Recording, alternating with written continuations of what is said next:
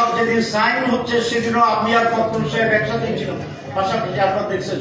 এবং সম্ভবত ওনাদের ড্রেসটা আমার চেয়ে বেশি পরিপাটি ছিল, মানে হাসি খুশি ঈদের মতো নতুন ড্রেস পরেই ওনারা সিগনেচার করছে। এমন না যে ওনাদেরকে কেউ ধরে বাঁধে আনছে জোর করে, ওনাদের চেহারাটা খুব মনে সিগনেচার করার সময় কলম কাঁপছে, এইটাও দেখি। কোন এক রাতে ওনারা কি স্বপ্ন দেখেছিলেন জানি না, সকালে সেই উল্টাপাল্টা কথা শুরু করছে। এবং যেগুলা বলছেন সেগুলা কি, কোন ব্যক্তি একাধারে 10 বছরের, তার হোল লাইফ টাইমে 10 বছরের বেশি প্রধানমন্ত্রী হইতে পারবে না। আমাদের সাথে এক হয়ে 31টি দল মিলে আমরা সংস্কারের একটি রিফর্মসের জায়গায় ঐক্যবদ্ধ হয়েছে। বিএনপিও সেখানে ঐক্যবদ্ধ হয়েছে। তারা সনদে সিগনেচার করেছেন। আমি আর সালাউদ্দিন সাহেব 100 পাইছিলাম, দুজনকে 100 পাই বসে দরকার দেখছি, একসাথেই ছিলাম, একসাথেই তো আমরা ঐক্যবদ্ধ হয়েছি। আবার যেদিন সাইন হচ্ছে সেদিনও আমি আর ফখরুল সাহেব একসাথেই ছিলাম, পাশাপাশি আপনারা দেখছেন। এবং সম্ভবত ওনাদের ড্রেসটা আমার চেয়ে বেশি পরিপাটি ছিল, মানে হাসি খুশি ঈদের মতো নতুন ড্রেস পরেই ওনারা সিগনেচার করছে। এমন না যে ওনাদেরকে কেউ ধরে বাঁধে আনছে জোর করে, ওনাদের চেহারাটা খুব মনে সিগনেচার করার সময় কলম কাঁপছে, এইটাও দেখি। মানে স্বতঃস্ফূর্ত ভাবে বুঝে শুনে দীর্ঘদিন একমত হয়ে আলোচনা করে ওনাদের স্ট্যান্ডিং কমিটিতে পর্যালোচনা করে ঐক্যমত্যের ভিত্তিতে তারা সেটা সাইন করছে। হঠাৎ কোন এক রাতে ওনারা কি স্বপ্ন দেখেছিলেন জানি না, সকালে সেই উল্টাপাল্টা কথা শুরু করছে। এবং যেগুলা বলছেন সেগুলা কি, আমার সময় তো বেশি নাই।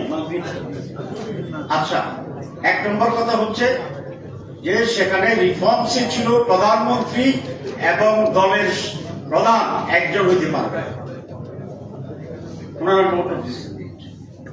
2, কোন ব্যক্তি একাধারে 10 বছরের, তার হোল লাইফ টাইমে 10 বছরের বেশি প্রধানমন্ত্রী হইতে পারবে না।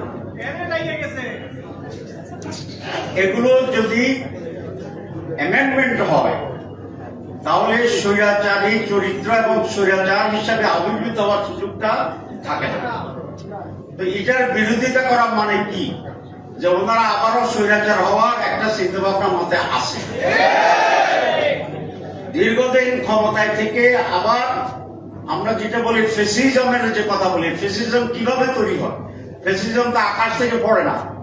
পৃথিবীর কোন লোক দেখছেন যে হঠাৎ করে আকাশ থেকে একটা ফেসিজম, ওই যে বিমান উপরে ধ্বংস হয়ে গেলে যেগুলো পড়তে থাকে, এরকম ফেসিজম পড়ছে, এরকম কোন চিত্র সাংবাদিক ভাইরা দেখছেন কিনা? ইতিহাসে লেখা আছে কিনা? কোন সাক্ষী আছে কিনা? তো ফেসিজম তো নিজ মাটি থেকে, শাসন থেকেই গড়ায় কখন? যখন এক ব্যক্তির হাতে অসম ক্ষমতা থাকে। আমরা তো সেটাই চেঞ্জ করে দিয়েছি, দেশ মানুষ তো সেটাই চাচ্ছে।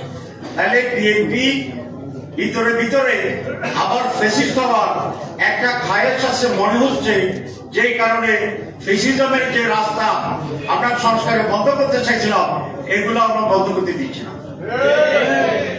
তাহলে অসুবিধাটা কোথায়, যে একজন জনপ্রতিনিধি থাকবে না? এতবার প্রধানমন্ত্রী হওয়ার ইচ্ছা থাকার দরকারটা দেখ, ভালো চালান, দেশ যদি ভালো চালান, সৎভাবে চালান, গুড গভর্নেন্স হয়, তো 5 বছরও কোনো প্রধানমন্ত্রী থাকতে পাইবে না, চাইবে না। কারণ তার উপরে দেশ শাসনের এত দায়িত্ব এবং বোঝা, সে করবে যে আমার 5 বছর পর আমরা ছেড়ে দেব। তাহলে 10 বছর তো তবু আমরা বলছি থাকতে পারেন।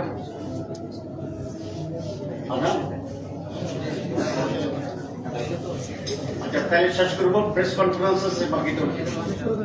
সুতরাং আমরা পরিষ্কার করে বলছি যে সংস্কার বাংলাদেশের মানুষের জন্য, গণতন্ত্রের জন্য, সুশাসনের জন্য, ডেভেলপমেন্টের জন্য, ডেমোক্রেসির জন্য এটা অপরিহার্য। এখানে আমরা কোনো আপোষ মানি না। মাননীয় প্রধান উপদেষ্টার কাছে আমি গতকাল আগে যেরকম খোলা চিঠি ছিল না, খোলা চিঠি, মোবাইলটা সরান। আমি কালকে একটা খোলা ভিডিও দিচ্ছি, আপনারা কেউ কেউ করছেন না?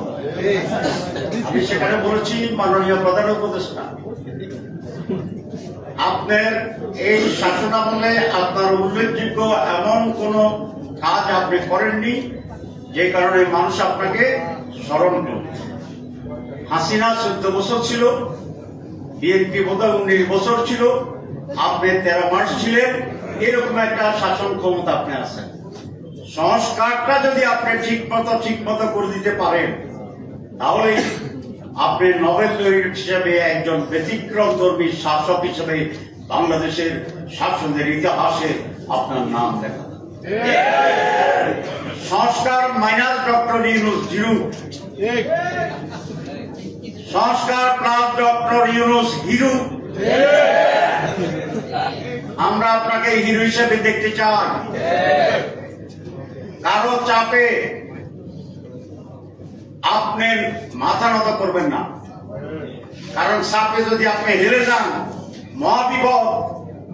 একদিক থেকে চাপ দিলে এদিকে যাবেন, হেলে আরেক দিকে যদি চাপটা একটু জোরে হয় তাহলে তো আবার এরকম হয়ে যাবে। তাহলে আপনাকে সারাদিন এরকম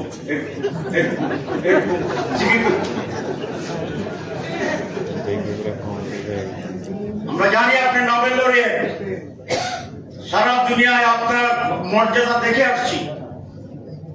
আপনি সাহসী, আপনি কোন চাপে নথি স্বীকার করেন না। ভারতের মতো বিশাল রাষ্ট্রকে আপনি বিদ্যাগুলি দেখে দিচ্ছেন, আলহামদুলিল্লাহ। এখানেও আপনি যে মহান কাজটি আপনি উদ্যোগ দিয়েছেন, আপনার কমিটমেন্ট ছিল 3টি: সংস্কার, বিচার, নির্বাচন। ওই দুটা করলে না সিরিয়ালে 3 নম্বর আসে। আপনি 1 থেকে 3-এ যাবেন না, আপনি 2 থেকে 3-এ যাবেন না, 3-এ যাবেন। আপনি 1 থেকে 2 আসেন, 2 থেকে 3-এ আসেন। আমরা সকলেই আপনাকে মাথায় নিয়ে ফেব্রুয়ারির মাসে 1-2 শেষ করে 3 নম্বরের একটি উৎসবমুখর নির্বাচনে আপনার স্বপ্নের সেই বাস্তবায়নের সহযোগিতা। আর 2-3 দিন ধরে শুনতেছি যে আপনারা বিএনপিকেও খুশি করতে চান, জামাত ইসলামীকেও খুশি করতে চান, অন্য দলগুলোকেও খুশি করতে চান। কোন রাজনৈতিক দলকে খুশি করার দায়িত্ব আপনাদের নয়। কোন রাজনৈতিক দলকে খুশি করা আপনাদের কাজের ভিতরে পড়ে না।